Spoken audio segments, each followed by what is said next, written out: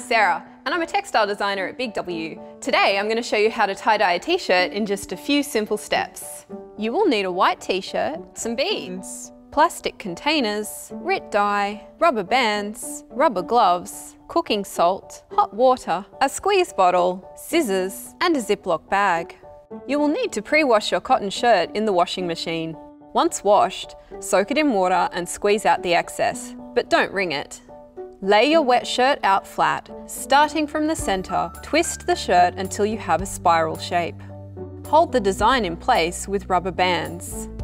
The more rubber bands you use, the more white will be in your finished design.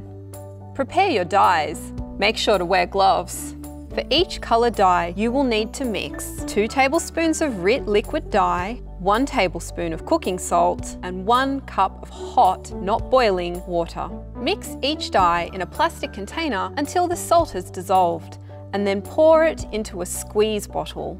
Using your rubber bands as section markers, cover each section completely with dye, front and back. Do this part over a laundry sink, otherwise your parents might not be happy.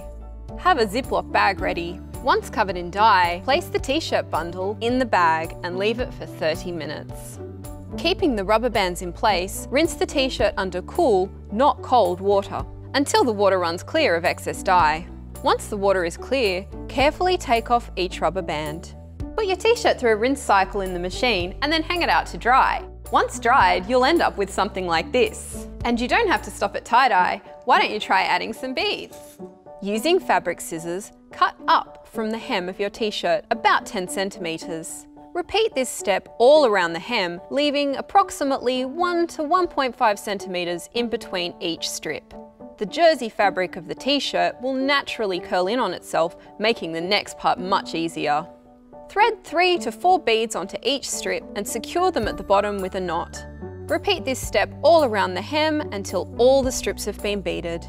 So there you have it. Have some fun, experiment with different colours, and share your tie-dye t-shirt results with the hashtag BigDaysAtHome.